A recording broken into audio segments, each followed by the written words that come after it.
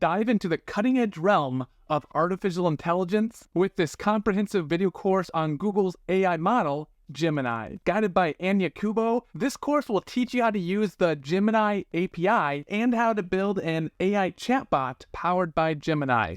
If you are new to the world of AI, this is the perfect video for you. My name is Anya Kubo and I'm a software developer as well as course creator here on freeCodeCamp as well as on my own channel. In this video course, we will be learning about AI as developers through the use of Google's AI model, Gemini. Now, as some of you may or may not know, we can use AI chatbots in order to ask questions about the world, generate images, or even have full-on chat using information we fed in before. But how does this even happen? And how can I build my own AI chatbot? Well, this is exactly what we'll be covering today. In fact, here's a full list of what we will be looking at throughout this video. We will start off with this introduction and then move on to have a look at what Gemini actually is, followed by looking at AI so that we actually understand it. Next, we will look at LLMs or large language models, followed by getting our API key in prep for making out our final project. We will then quickly cover tokenization before moving on to some of the models that we can access with Gemini. And then, of course, we're going to build out our AI code buddy. So, what are we waiting for? Let's do it. What is Gemini? In the least amount of words, Gemini is a series of multimodal generative AI models developed by Google. Gemini models can accept text and image in prompts, depending on what model variation you choose, and output text responses. What this means is that we can feed in text prompts, such as what day of the week is it today, and we can receive responses back, such as it is Wednesday. And not only that, we can feed in images as prompts too. So I can feed in a picture of a cat in a hat, and we can ask what is in the photo, and we should receive back a text response. Pretty cool, right? We can do this by interacting with the Gemini app, previously known as Bard. We can do so pretty easily by typing the prompt here, and we can then even see a history of all our previous chats. So here I am writing a prompt in text and receiving the text back, as well as continuing a whole chat that takes into account the previous messages I sent. Or here I am uploading images and asking questions about them. Or if you actually want to use this cool technology to build your own apps, you can also interact with the Gemini API. By interacting with the API or Application Programming Interface, we can do exactly what the Gemini app UI does. So for example, putting in text inputs and receiving a text input back by using the Gemini Pro model and the generate content method from it. And we can also use the generate content method from the Gemini Pro Vision model in order to prompt with text and or images and receive text back, as well as build multi-turn conversations with the Gemini Pro model using the generate content method as well as some extra configuration. We will also look at creating embeddings using the embedding 001 model with the embed content method, but for that we need to understand what embeddings actually are first. We will go into these models and the methods they come with and how to use them individually later on. Just for now, know that these are the most popular at the time of recording, and a few more do exist, but we will not be covering them in this particular course. Okay, so we got it? To recap, Gemini is a series of multimodal generative AI models developed by Google that you can interact with via an API or via the app of the same name of Gemini. What is AI? AI, or artificial intelligence, is the simulation of human intelligent processes by machines. I say simulation as artificial intelligence is not sentient, at least not yet anyways, meaning it cannot think for itself as much as it may seem it does. Often when we say AI, we most of the time are referring to a term called machine learning. Machine learning works by using large amounts of training data that is then analyzed for correlations and patterns. These patterns are then used to predict outcomes based on the training data provided. So, for example, if I was to feed this training data, basically summarizing what each paragraph is about, so for example, that we are feeding data saying that a paragraph that looks like this should be categorized as finance, The second paragraph should be put in the category of fashion, and so on. With some code, we should be able to train our AI model to correctly guess what future paragraphs are about. And that's it. So if we were to get a paragraph that says Bad Bunny had some black Adidas sneakers that were from fall 2022, this was a great something something, then thanks to our training data, the AI model should guess with some percentage of accuracy that the topic for this paragraph should be fashion. Of course, that is a super basic example, and we would need way more data than these 5 paragraphs right here, but you get the idea. As of now, rapidly improving generative AI techniques can create realistic text responses and even images, music, and other media, thanks to the huge amounts of training data and talented developers working on it today. Large language models. Large language models, or LLMs, are machine learning models, sometimes referred to as AI models, that can comprehend and generate human language text. So, in fact, we already had a look at a super basic example of one.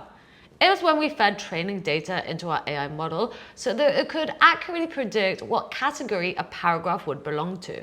At their most basic level, large language models are like sophisticated autocomplete applications. Just like guessing a category that a paragraph can belong to, we can train models to take an input of text, such as "you can lead a horse to water," and have the LLM output text statistically return "but you can't make it drink," as the following text suggestion based on patterns learned from the training data. In fact, you can use this basic property of LLMs for various applications. You can use it to generate poetry, short stories, metaphors, blog posts, and other creative copy, or convert structured data to free-form text, or even extract and summarize information from free-form text, generate code, translate, or build a chatbot like we will be doing today. So now some of you may ask, is there a randomness in LLM responses, or are they deterministic? The short answer is yes to both. When you prompt an LLM, its text response is generated in 2 stages. In the first stage, the LLM processes the input prompt and generates a probability distribution over possible tokens or words that are likely to come next. For example, if you prompt with the input text, "the dog jumped over the ... the LLM will produce an array of probable next words. So, as you can see here, the word fence has the highest probability score as opposed to ledge or blanket. This process is deterministic. An LLM will produce the same distribution every time it's input the same prompt text. In the second stage, the LLM converts these distributions into actual text responses through one of several decoding strategies. A simple decoding strategy might select the most likely token at every time step. This process would always be deterministic. However, you could instead choose to generate a response by randomly sampling over the distribution returned by the model. This process would be random. You can control the degree of randomness allowed in this decoding process by setting the temperature. A temperature of 0 means only the most likely tokens are selected and there's no randomness. Conversely, a high temperature injects a high degree of randomness into the tokens selected by the model, leading to more unexpected, surprising model responses. Okay, so now that we've understood that, let's work on actually getting our API key to work with Gemini. Just like most APIs, the Gemini API uses API keys for authentication. In this section, I'm going to show you how to get your own API key for when it comes to communicating with the API from the applications that we will be building today. Remember, make sure not to share or upload your API key anywhere public. If you do, someone might take it, use it in their own project, and use up all of your free tokens or rack up a huge credit card bill if you have a card attached. This also includes exposing it in any client-side code. By this, I mean building an app without a backend and deploying it onto the internet. The code in this case will be visible simply by inspecting it like so. Someone will then be able to go and take it from here for their own use. To use this key safely, requests must be routed through your own backend server where your API key can be securely loaded from an environment variable or key management service. Okay, so let's do it. Let's get our API key. Okay, so first we're just going to start off on this URL. Currently at the time of recording, this is what it is. And we're going to choose to build with Gemini, which will take us here. And then we're going to click on AI Google.dev. Now you might be required to sign in, or because I am using Google Chrome, I could just go ahead and get API key in Google AI Studio. So I'm just going to click here and ta-da! Once you are here, so essentially you can write prompts here if you would like, such as what day is it? And hit enter, and the chat will work. You can actually select the model from a drop down here, and you can also select the temperature. The temperature is something that we covered in the previous section, and essentially, as we know, allows us to be more deterministic with our answers. So that is something that you can set. You can be more deterministic or less deterministic. Okay, so we get the response back. Great. Now to get your API key, all you're going to do is click here. So I'm going to go ahead and select that, and we're going to create an API key. So go ahead and select create API key, and I'm just going to search for generative language client. It's actually the only Google Cloud project that we have, and go ahead and select create API key in existing project. So now we have our API key. Make sure to copy this and of course keep it safe, and do not share it or put it in any code that can be visible to anyone on the internet. Okay, cool. That is just because you could use up all your credits, or if you have a credit card attached, it could of course take up all your pennies from your credit card. Amazing. And of course you can delete API keys and create new ones if you want. So for example, if one is compromised. And that's it. I hope that was easy to understand. Great. Now that we have our API keys, let's get to looking at the available models to our disposal after learning about tokenization. When using long prompts, it might be useful to count tokens before sending any content to the model. If you want to be specific about it, you can use one of the models at our disposal. It is the Gemini Pro model we touched on previously, along with the count tokens method. You can get it with this call command. I will show you how to do this in a bit. However, as a general rule of thumb for Gemini models, a token is equivalent to about 4 characters. 100 tokens are about 60 to 80 English words. Okay, so let's do it. Okay, so all I'm going to do in order to get a template for the code is head over to the REST API, and then I'm going to just go to count tokens, and this will tell me the method that we're going to use from the model, the Gemini Pro model. So we're going to use this in order to write our own curl command. So let's go ahead and get our terminal. I'm going to write curl just like so. As the header content type, we're going to have application JSON. And then as the content, we're going to have this object, which takes an array of another object, and then the text that we want to essentially find out how many tokens make it up. So as the text, I'm just going to write, let's go ahead and go up there. Let's do write a story about a magic backpack. And then we're going to have to put in our API keys. So making sure that this is the same. So generative language, googleapis.com/v1 beta models, Gemini Pro, and then the method count tokens. And then we're going to put in our API key here that we just saved. So go ahead and just whack in your own like so and hit enter. And amazing. So we now know that this string takes up 8 tokens. Great. And that's it. Models. As we know, we can interact with the Gemini API. By interacting with the API, we get access to all the Gemini generative AI models and their methods, including these popular 4 right here. As a recap, we can have text-only input and use the generate content method to generate a response from the Gemini Pro model given an input message. And we can also use the generate content method from the Gemini Pro Vision model in order to prompt with text and/or images and receive text back.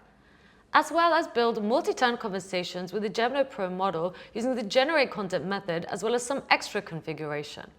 We will also look at creating embeddings using the embedding 001 model with the embed content method, but for that we need to understand what embeddings actually are first.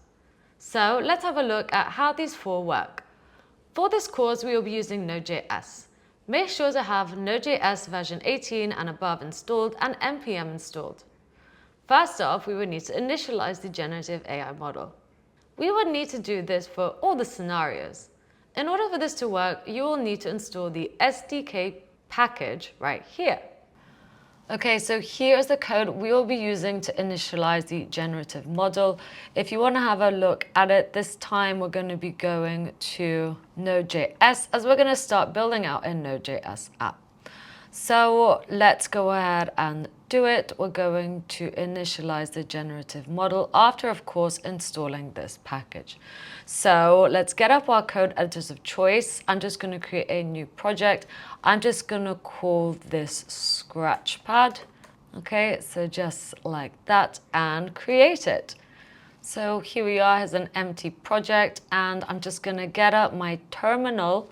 So I'm going to click here, making sure that we are in the Scratchpad, and I'm just going to initialize this. So npm init for this to essentially spin up a package JSON file with the correct configuration. So let's go ahead and choose package name default, version 1, description I'm going to keep empty. I'm just going to literally go through all of these and choose the defaults. Is this okay? And yes. And my package JSON file should be in here now. Great. Now let's go ahead and install that dependency. So I'm just going to go back in here. Let's copy that. And I'm going to do npm install Google Generative AI. So please be aware of the version of this package that we will be using for this tutorial. If you are using this in the future and something isn't working, it could be down to the version you are using, in which case you'll have to revert back to this. So for example, if it's here, just go back to this and then run npm I again to install this package. But of course, we don't need to do that because this is the version that we want to use for this project. Great. Now, while we are here, I'm just also going to write a start script. So start and node. We're going to listen out to changes on an index.js file. That is fine. If we want to listen out to constant changes, we can use nodemon, in which case we need to install the package nodemon too. And once that is done, we should be able to use a start script. So this is the script I just wrote, to essentially run an index.js file and listen out to changes on it. So let's go ahead and create that index.js file. So it's a JavaScript file. I'm going to call it index.js, just like so. Wonderful. So this is looking good. I'm happy with all of this. Let's just shut this down now. Okay, I'm going to make this a little bit bigger for you. So now I can use npm run start, and this will start off listening out to the index.js file. That is good. And now we're going to essentially initialize the generative model. So let's go ahead and do this const, and we're going to get Google Generative AI from Google Generative AI. Okay, so that's how you need to write it. And maybe let's just minimize these for now. So great, once you have that, we're going to get Google Generative AI. We're going to pass through our API key into it.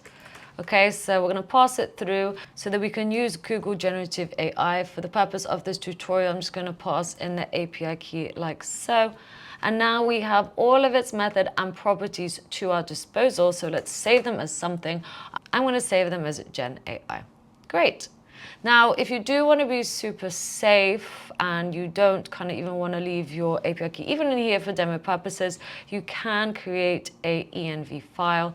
So you would just go ahead and create a new file, call it .env, and this is essentially for secrets. So I'm going to call this API key and just paste in my API key. In order to access this, so this value by its property, I can now just use process env and then API key.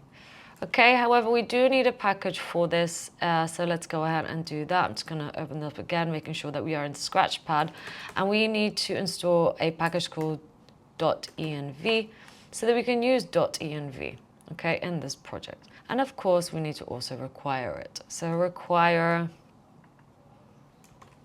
.env config. Great. So let's get rid of that for now, and this is still running. Wonderful. So that is now doing its thing.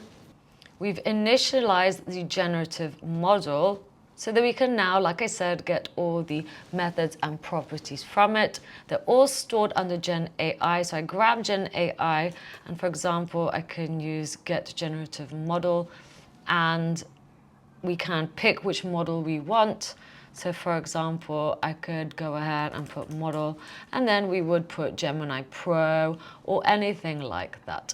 Okay, so we're going to put in the string of Gemini Pro, and then let's also save this to the const model, as that is the model we will be using for this tutorial.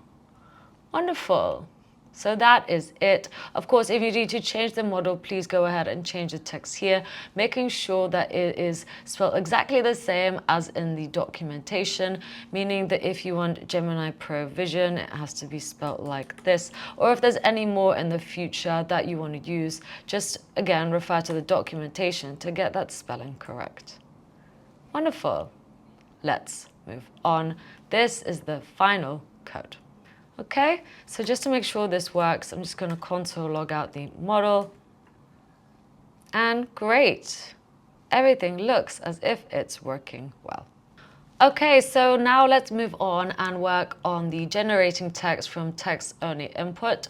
When the prompt input includes only text, okay, we just want text, we want a text prompt, and we want some text returned back to us from the model. For that, we need to use the Gemini Pro model with the generate context method. Okay, so that's what we're going to be doing next. I'm going to show you how to do it. So this, I would say, is the most basic one. I would, of course, need to initialize the model. So let's go back to where we left off. So here we are where we left off. I'm just going to get rid of this console log. Once again, this is me initializing the model so I can use it. And once we have done that, perhaps let's go ahead and write a function for this. So I'm going to make this an async function. Let's call it run, just like so. And in this function is actually where I'm going to define what model we want to use. So I'm just going to whack that in there like so. The model is going to be Gemini Pro, as we said. The next thing we need to do is define a prompt. So that prompt, again, maybe let's keep it the same. So write a story about a magic backpack. And now let's get the result. So we essentially need to send over that prompt, right? So we're going to get this prompt and we're going to put it in to the generate content method, and it lives on the Gemini Pro model. So let's grab that model and let's get the generate content method from it, and I'm just going to pass through the prompt. And we're going to have to await this, as this is an async method, so we're going to have to wait for that to come back to us. And once we have that result, we're going to get the response from it. But this is also async, so we need to await it. And let's save the return of this as something. I'm going to save it as response. And once we have that response, I'm going to get the text from it and call it like so, and just save this under text. Okay, so there we go. So let's just console log this text out so we can see what is going on. And I'm just going to call this function. So just like that, let's hit save. And great. So this is the text that comes back. So we've prompted the text, write a story about a magic backpack, and we get a story about a magic backpack. We get the text coming back to us. So in the quaint little town of Willow Creek, amidst rolling hills and whispering willows, there's a curious young girl named Anya. No way, that is me. Little did she know that the ordinary backpack held a secret that would change her life forever. So this is pretty cool. I don't know if that's kind of creepily meant to be based on me or if that is a complete coincidence, but I'm really into this. I will read the story when I have time. Wonderful. I'm really happy with this. Once again, this is the full code that you will need in order to create text prompts. Okay, so now let's look at generating text from text and image input. So this is multimodal. Gemini actually provides a multimodal model called Gemini Pro Vision. So not Gemini Pro, it's Gemini Pro Vision. And we can input both text and images if we want. So let's go ahead and do it. I'm going to show you a super basic example so you can build out your Node.js apps with it. Once again, we're going to be inputting both text and images using the Gemini Pro Vision model with the generate content method from it to generate text input. Okay, great. So this time what I'm going to do, well, let's go ahead and go back to where we started. So I'm just going to move this out here and delete this whole function. So here is where we started off last time. We did say we want the model to be Gemini Pro Vision. So I'm just going to replace that. And now we're going to also require another package that's going to allow us to essentially work with image files a little bit better. It's the package called fs. So fs require fs, which means we need to install it. So once again, I'm going to do npm ifs. In order to install that dependency, you will see it show up in the package JSON. So if you look in here, this is the version of fs that we are using. So just keep that in mind. And once again, revert back to this if you're viewing this in the future and something doesn't seem to be working. Great. Let's move on. Now, we're going to first have to convert local file information to a Google Generative AI part object. And in order to do this, I'm going to write a function. So the function here, I'm going to call it file to generative part. I'm going to pass through two things, a path and a MIME type. Okay, and then we're just going to return an object. I'm going to write inline data. And this is also going to be an object. I'm going to pass through some data to it, which essentially we're going to buffer from fs read path. And then we are going to get all of this and append to string base64. And we're also going to pass through the MIME type. Okay, so whatever we pass through into this function, we're going to put here and here. So that essentially will create a generative part to our files. Now let's go ahead and write our async function again that will run this thing. So async function run, just like so. Once again, we're going to get that model. So define our model in here. And then let's also define our prompt. So const prompt,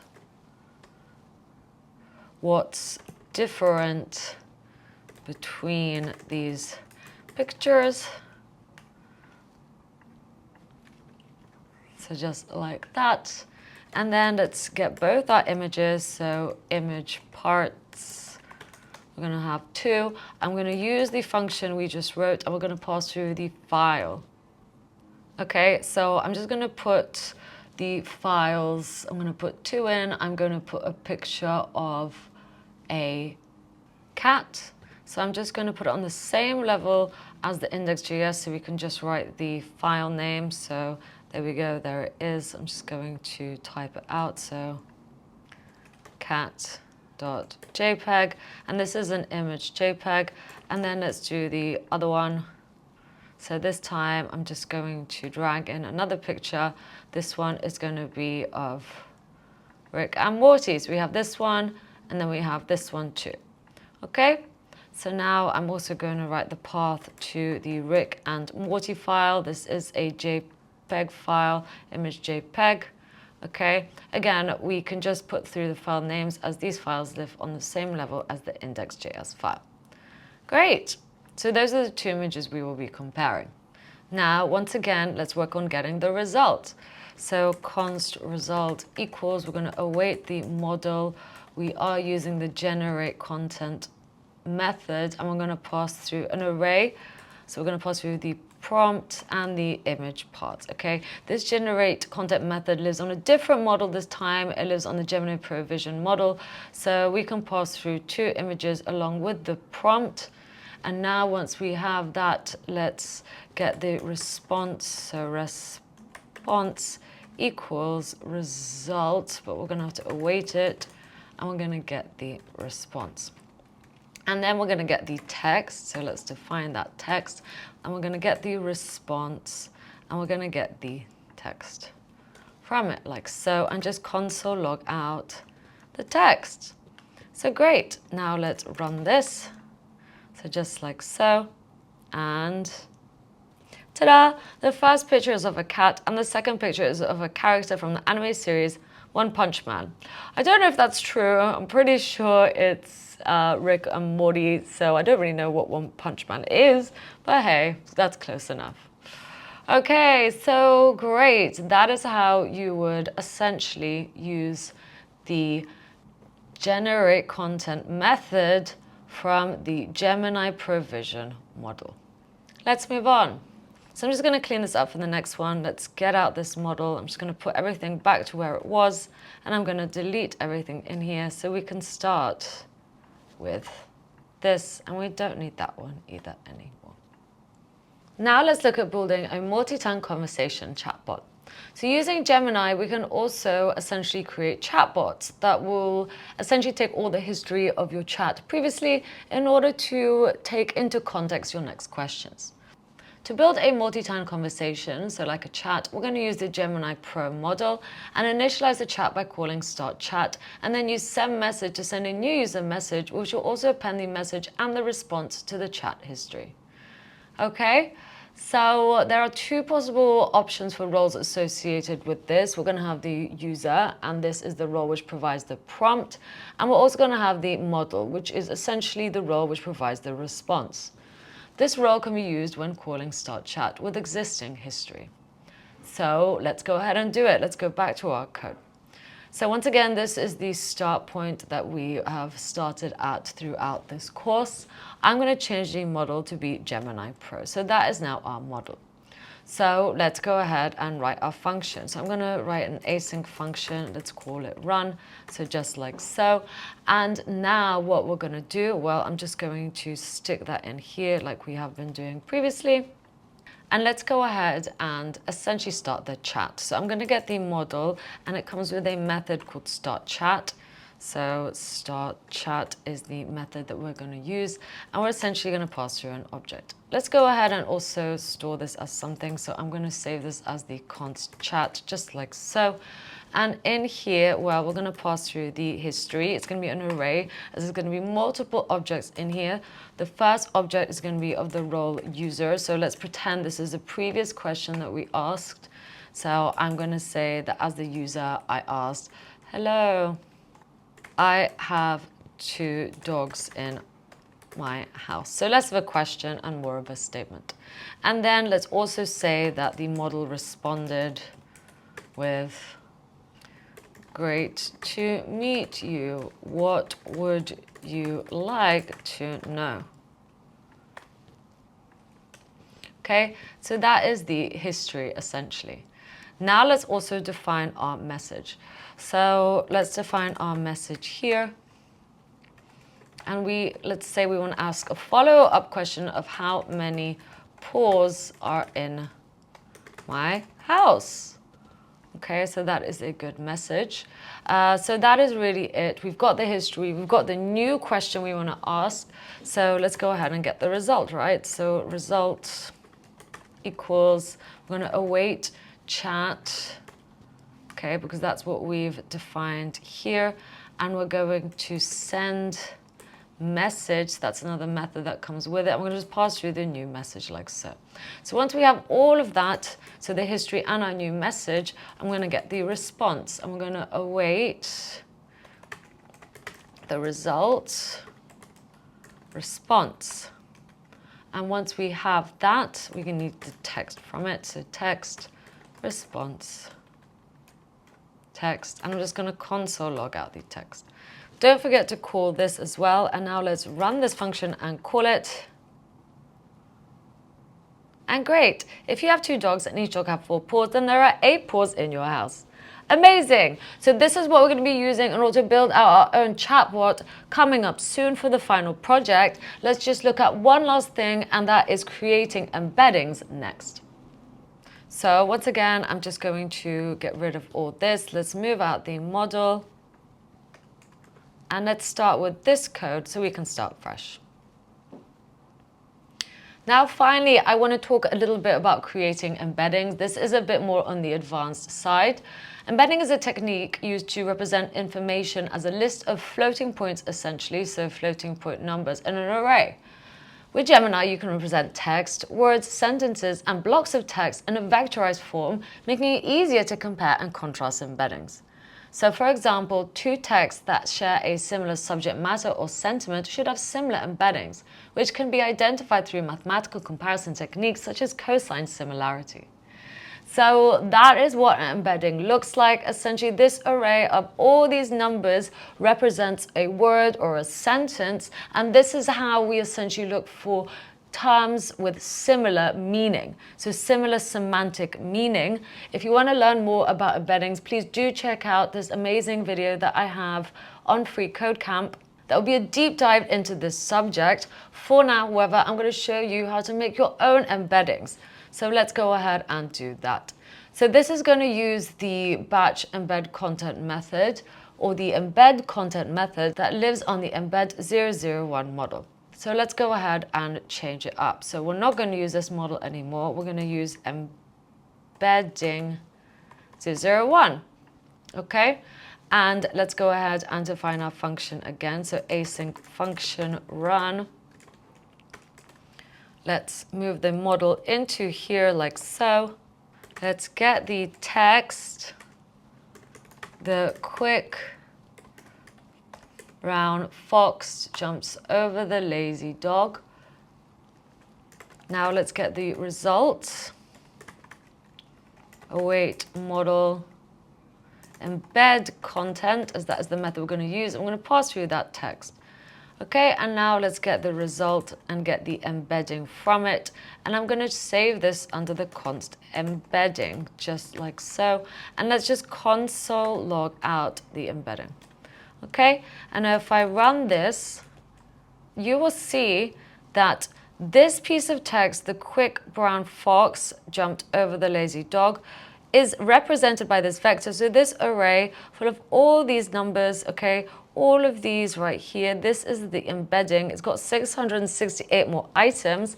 And if you were to perhaps change this to the quick brown fox jumped over the lazy cat and run this, this embedding that is created will be more similar. So this one right here will have more similarity in numbers to this one than perhaps the quick brown fox jumped over the lazy helicopter. Okay? Because cat and dog are relatively similar as opposed to a helicopter. So that is a quick crash course in embeddings and how essentially they're used in order to find words of similar meaning. So I hope that was really interesting. Once again, do check out that vector embeddings video if you do find this interesting and would like you to take your knowledge to the next level. Otherwise, let's move on. Let's actually get to using one of these to build out our project coming up soon. Okay, so let's do it. I'm just going to go ahead and create a new project. So let's go ahead and select new project. And this is going to be a React app. So this will essentially spin up a React app for me thanks to the npx create React app command. So let's go ahead and call this something. I'm just going to call this Gemini app. Maybe let's stick React to the front. Okay, so this is essentially going to be stored in my WebStorm project directory on my computer. I'm just going to click create and wait for that to spin up the app along with all the pre-configured files that we need. So this is wonderful. This is going to save us a bunch of time. Let's just wait for that to do its thing. In the meantime, I'm just going to go to the Gemini documentation. So here we are. Here's the URL if you need it. And we're just going to work on getting our API key. So let's go ahead and build with Gemini. And let's click on this link right here, AI Google Dev, and it should take us to our dashboard. Of course, please do make sure that you are signed in. So I'm just going to go ahead and sign in here. And I'm just signing in with my Google account. So please go ahead and do the same. And now we are free to get our API key. So that is something we're going to do. As a reminder, I'm just going to go to the API docs here. What we're going to be doing is creating an app that uses the Gemini Pro model. And now we're going to just go to Node.js, as we are going to be building in Node.js for this project. And we're going to build a multi-turn conversation chat. So if you click on here, here is build multi-turn conversation chat. We're going to use the Gemini Pro model for this to allow us to do so. And essentially, we're going to be taking this code from here. So if you get stuck, please refer to the documentation. For now, however, we also need to get our API key. So let's go ahead and do it. You scroll down here and click on Get an API Key. Just click on here and it should get a key for you so that you can communicate with the API. However, make sure to keep this safe. You don't want someone stealing your key and racking up loads and loads on your credit card if you choose to attach a credit card to this eventually. So let's go ahead and do this. I'm going to head over to Google AI Studio. Get API key in Google AI Studio. And you should be able to get the API key. Now, if you can't, it could be because it is not available in your region. So just keep that in mind. Great. Okay, let's go back to our app. So once this is done, you will see all the node modules that you need, as well as the source directory of all the files that have been added, as well as a package JSON, along with all the dependencies that we will be using so far. So these are the latest dependencies and the versions of them that we are using for this project. Please make sure to always keep the dependencies the same version, okay, just in case you're doing this in the future and something's changed and you want to still build this app, just revert back to these versions that you see here, as well as the versions that we will be installing. So first off, however, I'm just going to clean this up a little bit. So on the index.js file, I'm just going to delete the report web vitals from here, as we will not be doing that. We also won't be doing any testing, and I'm going to get rid of the semicolons just because that is my personal preference. So that is all that should be in the index.js file. Just save that. Like I said, I'm just going to delete these 3 files right here. So the logo, the report web vitals, and the setup tests. So just do the same, delete anyway. Now in the index CSS, we're going to start from scratch. So I'm going to delete everything from this file. The app test.js is also going to be deleted, as I don't want to do any tests. So no test for you today. Let's also get rid of the app CSS file, as this is a small app, so I'm just going to keep all the styling in the index CSS file. And now the app.js file, once again, I'm just going to essentially delete all of this from it. And let's delete all of that so we can start fresh. So that should be in here. I'm going to make this a functional expression as well, just because that is my preference. Okay, great. So all you should have in the source directory is this app.js file that looks like this, the index.css file that is empty, and the index.js file which should look like this. Wonderful. Let's move on. Now, let's go ahead and store our secret somewhere. So I'm going to create a new file. It's a .env file, and we're going to add our API key in here. So our Google Generative AI key. So let's go ahead and call this Google Gen AI key. You can call it whatever you wish. And I'm just going to paste in my unique key like so. Great. And that's it. So now we are ready to continue. We essentially can start building. I'm just going to build out a simple front end for this so we can get started with the meatier stuff soon. So let's go ahead and do it. Let's go ahead and create a simple chat. So in here, what I'm going to do is let's create a wrapping div. Let's give it the class name app. Let's also have a section in here. This is going to be the search section. So I'm going to give it the class name of, you guessed it, search section. Just going to minimize that for now. And I'm just going to have a paragraph element. What do you want to know? Okay, and then let's have a button that says surprise me, in case we want to be surprised with something. So surprise me, just like that. Let's maybe also give this a class name. I'm going to give the class name of surprise. And in fact, what I am going to do is actually put this in the paragraph element. You will see why. So in fact, maybe let's run this. I'm going to get up my terminal and I'm just going to do npm run start. And in fact, because we're going to have a front end and a back end, I'm going to get that script. I'm just going to define it as the front end script. And we're also going to have a backend script. Okay, so backend, and this is going to be Nodemon. So that's a package that we're going to have to install to listen out for constant changes on the server.js file, which we are yet to write. That's going to hold our whole backend.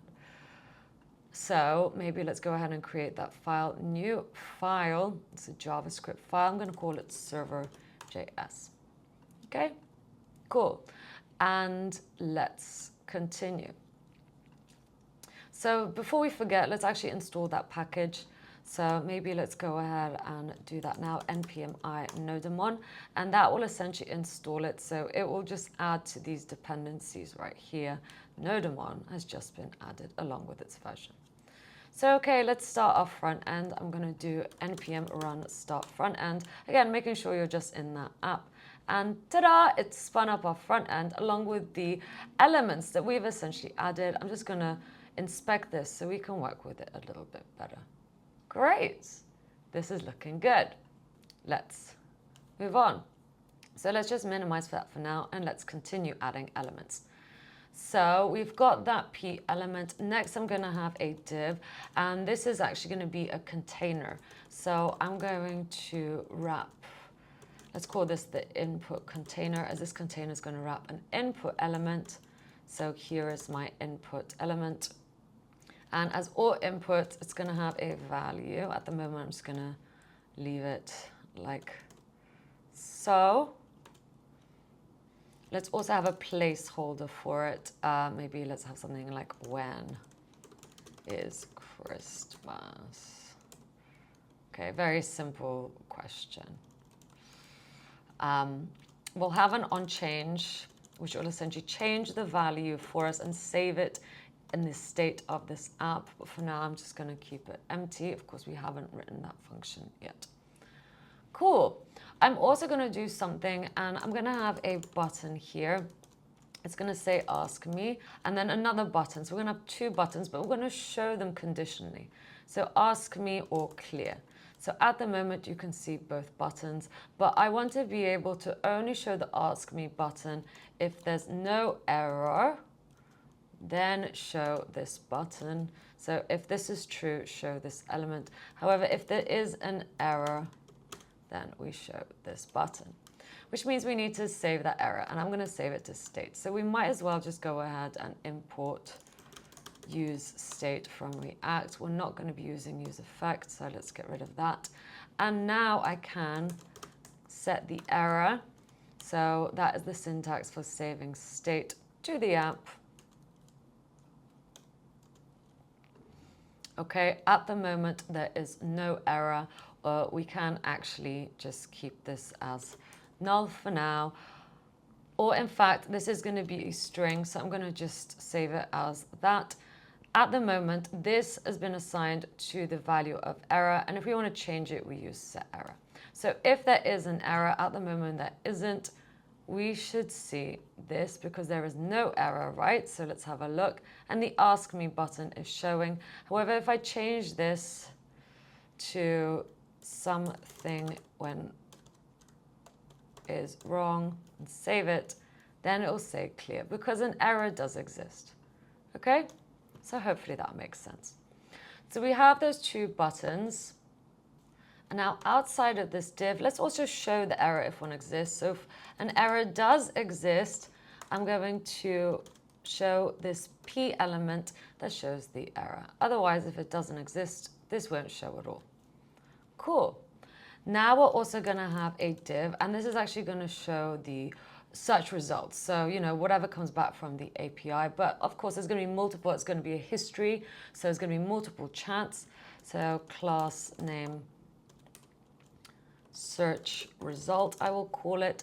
And here we're going to essentially map items onto something. It's going to be a div, and this div is going to hold a P element. That is just going to be the answer. So let's go ahead and give this the class name of answer. Okay, and this div will have a key because when you map onto things, you need a key. So I'm just going to leave that blank for now. Great. And that really is it. Okay, hopefully that was painless. Of course, it doesn't look very nice for now. The magic of styling will literally transform this. So let's go ahead and do it. I'm just going to go ahead and get my index.cs file. So let's get into the source. Let's get our index.css file. And now all I'm going to do is going to say that all the fonts, so font family, is going to be sans serif. No backup, okay? It's just sans serif. Being really basic here, really kind of streamlining this project. Margin 0.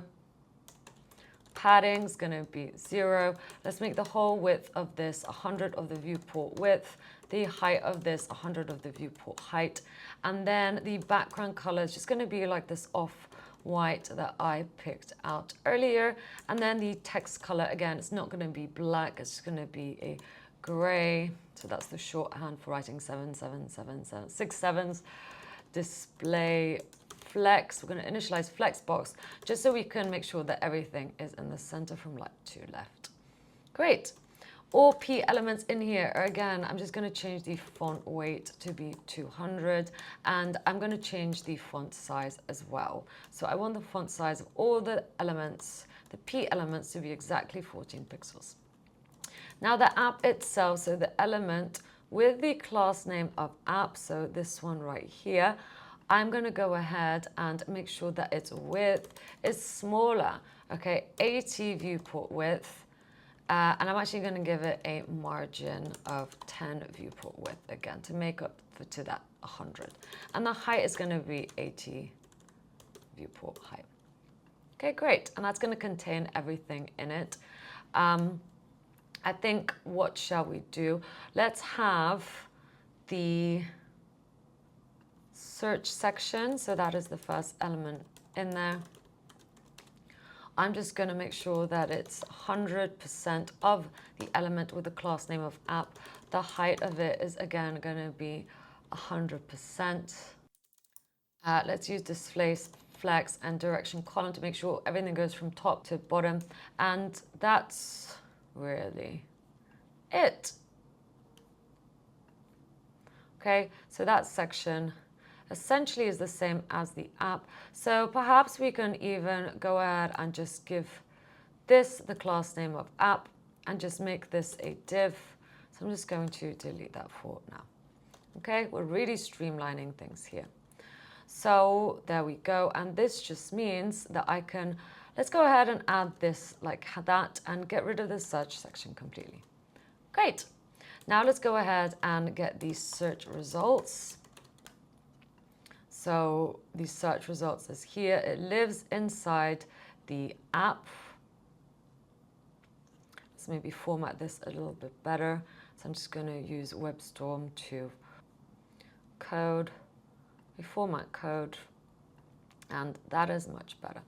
So the search result, singular, make sure that is singular. I'm going to do margin top to space it out from the element above, 10 pixels, and I'm going to do overflow scroll. So we can scroll through all the results, and we don't have to scroll the actual page. Okay, great. Now let's pick out the little things. So I'm going to pick out this button by the class name of surprise. So dot surprise. Let's give it a background color. I'm going to go ahead and use another color that I have pre-picked out, ECECF1. I'm also going to change the color of the text to be black. And then let's add a border radius of 5 pixels to round it off. This should be that. And let's also add a font weight to this text. Let's go ahead with 600. And the padding, 4 pixels on the top and bottom and 12 pixels on the left and right. The margin of this, again, this I'm going 0 at the top, 0 on the right, 2 pixels on the bottom, and 5 pixels on the left. And the border of this is going to be none. Okay, so if you're interested in how this is looking so far, here we go. This is looking good. Let's carry on. So now I'm going to style the input container. So I'm going to find the element with the class name of input container. The width of this is going to be 100%. And now I'm going to add a border to this. It's going to be a solid border, 0.5 pixels in width. And again, CA is the color I have picked out for it. The box sizing of this is going to be border box, so that the border is actually on the inside. And let's round it off, so border radius, maybe let's make it 6 pixels this time. And the box shadow I'm going to give it is going to be RGBA for transparency, 0, 0, 82 with 0.15 opacity, okay? And once again, we're going to do a blur, a spread, and great. Now, inside the input container, I want to grab the input that lives in it. I'm just going to get rid of the border. The padding for this, let's go ahead with 13 pixels on the top and bottom and 14 pixels on the left and right. Once again, box sizing, I'm going to go with border box. The font size, I'm going to go with 15 pixels. Outline, none. This will just get rid of the blue outline when you interact with the input. And the width of this is going to be 90% of the parent, with a font weight of this being 200. Okay, so now the input looks like this. I'm going to use display flex on this input container so that each item is kind of next to each other rather than stacked. And there we go. Let's do the button next. So in fact, maybe let's also work on the placeholder text. So I can do this by grabbing the input that lives inside the input holder. And then if I want to get the placeholder text, I can change it like so. Yeah, let's go with this color and let's just make this a little bit like that. So there we go, much better in my opinion. Okay, now let's do the button that lives inside the input container. So any button that lives inside the input container is going to have this styling. I'm going to give it a min width of 10%. Border, of course, is going to be none. And let's also just add a border on the left side, okay, to differentiate from the input. Let's give it 1 pixel solid. And yeah, I'm happy with that gray. Let's also make sure the background color is white and the text color is going to be this one that I used before. The font weight, I'm going to go with bold, and cursor, I'm going to add a cursor that is a pointer just for fun. Okay, just make sure that that is like that, and let's see what it looks like. So I love this so much. Let's move on. I think maybe let's add overflow hidden to the input. So once again, let's go maybe to the input container this time. I'm just going to go with overflow hidden, just so that this is a bit more rounded off at the edges. Wonderful. Okay, that's nearly finished. So I'm also going to add some styling to any button that lives inside the input container. And if it's active, so this is how you grab an active button that lives inside the input container, make sure that space is there. I'm going to just change the background color to be CA. So kind of grayed out when it's active. And finally, let's also style anything with the class of answer. And for us, that is these P elements. So I'm just going to go ahead and add a padding to each one of 13 pixels at the top and bottom, 14 pixels on the left and right. Let's also add a border of solid 0.5 pixels, CA, CA, CA. Okay, so kind of similar styling repeating. I'm also going to give them a background color. Let's make it white. So hash FFF, a margin of 5 pixels, a font size of 15 pixels, a font weight of 200, and a border radius of 6. So wonderful. I'm really happy with how this is looking so far. Okay, let's work on linking up the surprise me button first. So let's get rid of this for now. And up here, I essentially want to get a random value to work with. So we've saved errors. Another thing I want to save is the value, and the value is simply going to be the text that we are writing in here. But we also want to generate some randomly. So this is super simple to do. All I'm going to do is define our surprise options like so, and it is going to be an array, so that is good for us to use. And now I'm just going to put in some random options. So who won the latest Nobel Peace Prize can be one question. We can also have, where does pizza come from? That's a great question. And how do you make a BLT sandwich? I'm clearly very hungry because these are all very food focused pretty much, apart from the first one. So once we have our surprise options, I'm just going to write a super simple function, const surprise, and all it's going to do is get a random value from this array. So in order to get a random value, yes, thank you, tab 9, we get the surprise options, we open up the array, we then get math floor, which will round down to the nearest integer, and we simply get the surprise options length and multiply it by math random. And math random will return back a number from 0 to just under 1. So if you multiply it by the length, it will always be just under 3. And we round it down, so it could be either 0, 1, or 2. And if we pass through 0 into the array, we'll get back this. If we pass through 1, we'll get this. And if we pass through 2, we will get that. So that is how we get a random value. And then I'm going to get random value, and I'm going to pass it through to set value. So we're essentially at the beginning setting value to be this. However, if we call this function, we will get a random value from here and reset this value using set value to be one of these 3. So now where should we do this? Well, I think if we press the surprise button, right? So on click of this, I just want to call that function. Okay, wonderful. So maybe we should also add an option to disable this. And I think this should be disabled if a chat history already exists, right? So maybe let's set const chat history, set chat history. And this will be an empty array. So now if chat history exists, we want this to be disabled. But for now, of course, it's not. And the other thing we want to pass through here is the value. So we can actually see it in the input. So on change, we also need to set value of this. I'm going to pass through the e target value of whatever we type into the input itself. Of course, we need to make this a function like so and pass through e. So now this value, so this value here can be changed in 2 ways, right?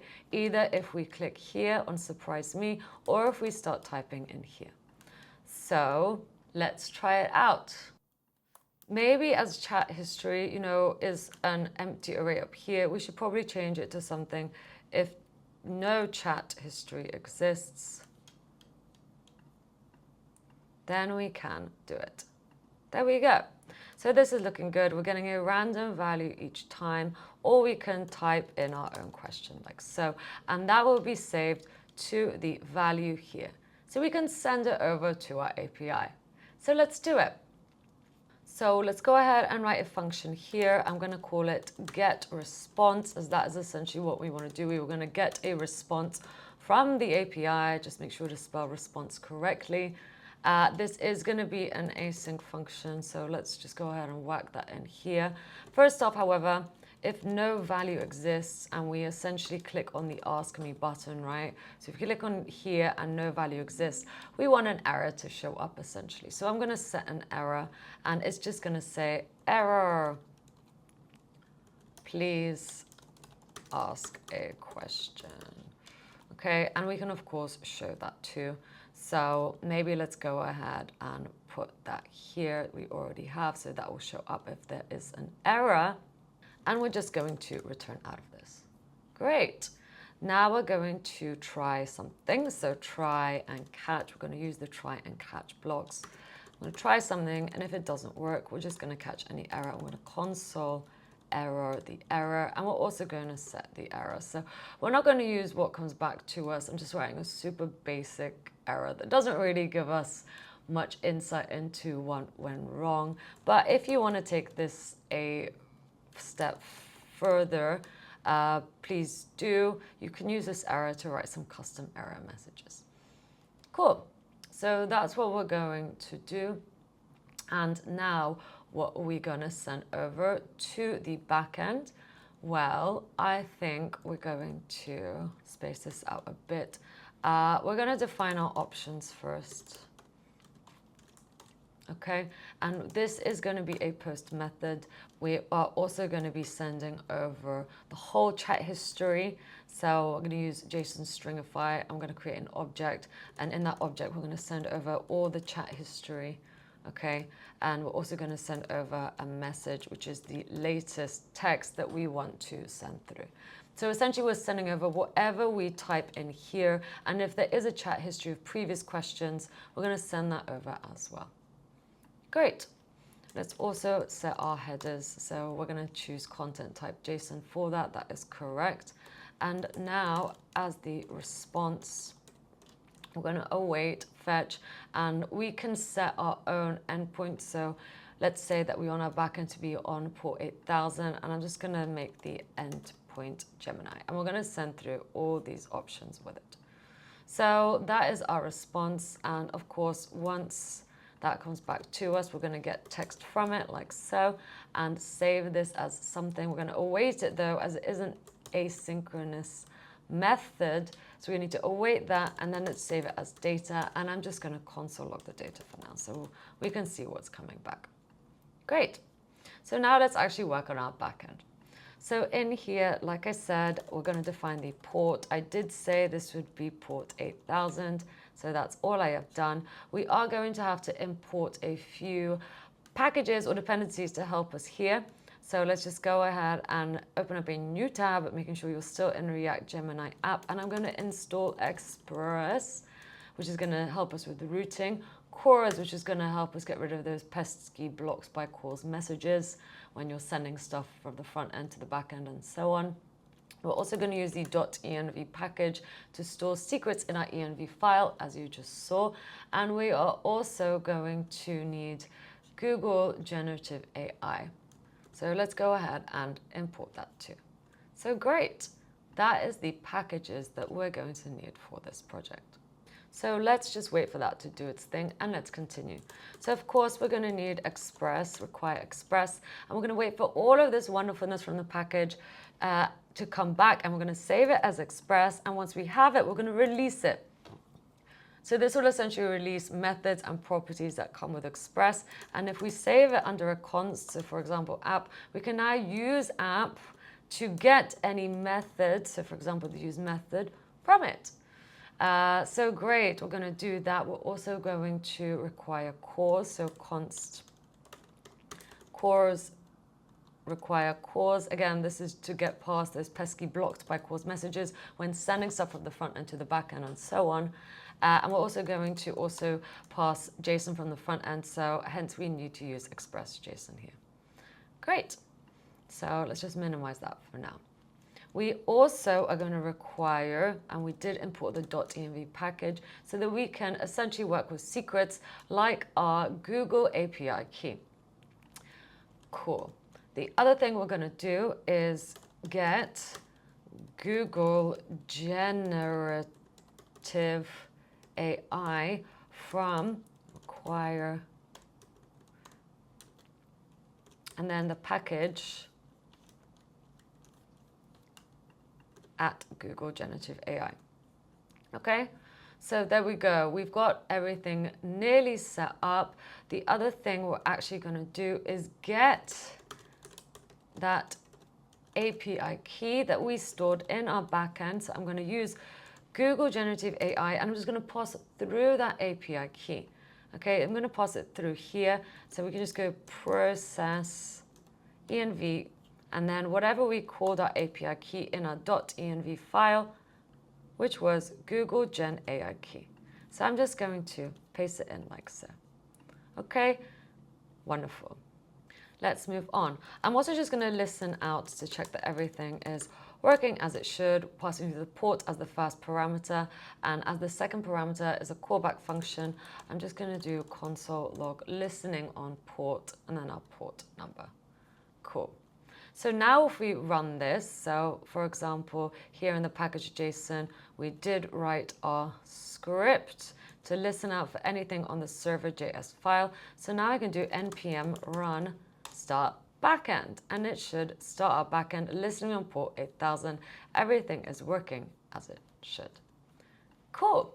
So now let's write our route. We wrote a post request to the endpoint Gemini, as you saw here. So now what do we want to send over to this backend, to this endpoint? Well, it's essentially all of this, right? So let's actually do that.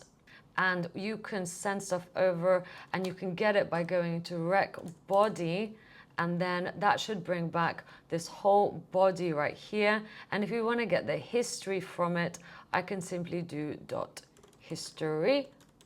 So maybe let's actually console log this so we can see what is going on. And I'm also going to console log the rec body message, as that is another thing that we are sending over. So let's just see if this works for now. I'm just going to get up here, my backend, so we can see what's being sent. So now if I go ahead and send some text, when is Christmas, for example, and now let's hook up the Ask Me button. So let's actually get this whole get response function and attach it to the Ask Me button. So on click of this, we want to get a response. So let's go ahead and do it, Ask Me. And let's go back in here and look in the server.js file in the terminal.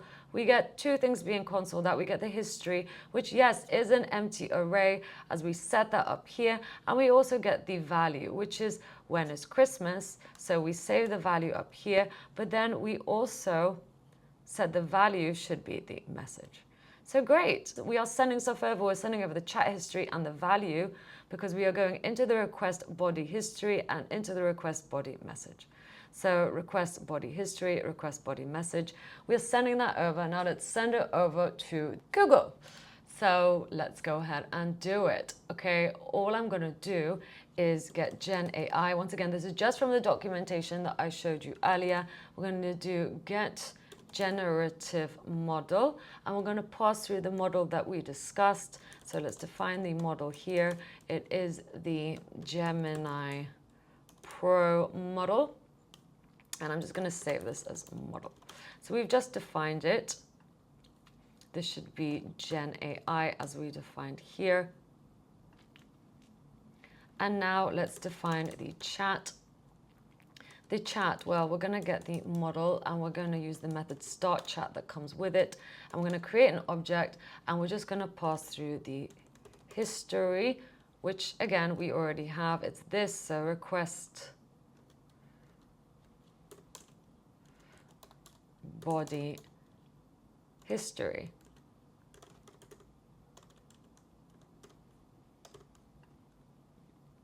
Cool. And now let's also define the message. So we define our chat, and now the message is just simply going to be request body message. So that's a lot simpler. Okay, so I'm just going to delete that for now as we don't really need it. The next thing we need to do is actually get the result of what comes back. So const result equals, we're going to await, we're going to get the chat, so what we defined here, and we're going to send a message, and we're going to send through this message to the chat as well. So along with the history, we're sending through the message too, and now we're going to get the result, and we're going to get the response from it. And as this is a asynchronous function, we need to await it. And let's save this as the response, so just like so. And then when we get the response, we need to get its text. Okay, and let's save this as text. So just like that. Okay, and now I'm just going to do res send the text to send it back to our front end. Make sure this says send message. And once we get it back here, well, at the moment, we're just console logging it out. So now all I need to do is essentially map them onto here. We need to save the history.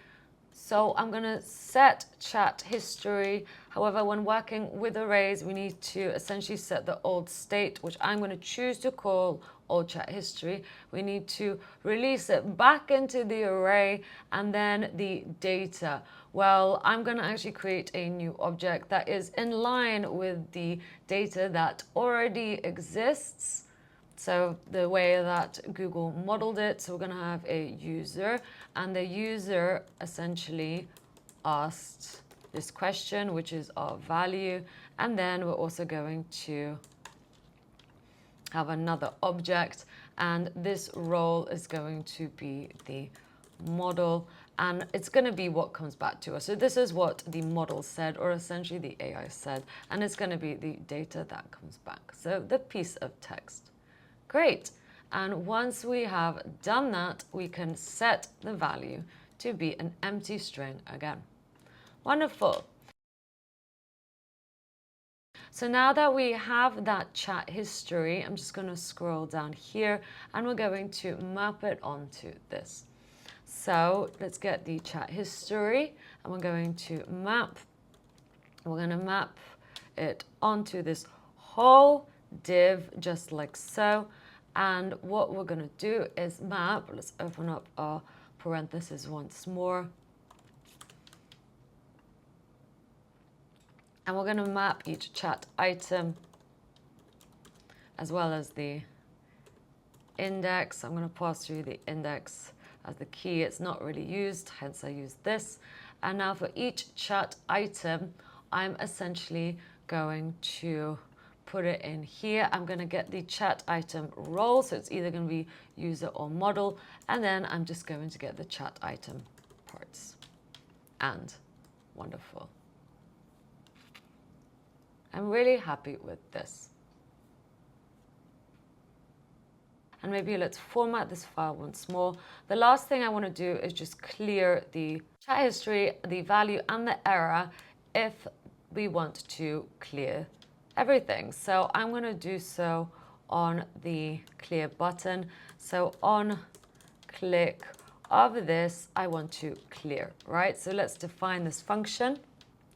Let's just do so here. So const clear. And I'm just going to set the value to be null, set the error to be null, and set the chat history to be an empty array again. Great. And that's it. So let's try it out. I'm just going to type in when is Christmas. And if you hit ask me, it should come back with two messages. That was my message, so when is Christmas, and then whatever the model responded with, which is December 25th. Now I can go ahead and ask a follow-up question to this conversation, meaning it's taking into context the previous messages. So I can simply write, are you sure? Obviously, are you sure by itself won't mean much, but with the context, we know we're talking about Christmas. So if I type in, are you sure? The model will come back with, yes, I am sure that Christmas is on December 25th. Okay? And now you can continue with other questions. So it will continue the multi-chat conversation. Amazing. So this is working as it should. I love it. Let me know what you think below.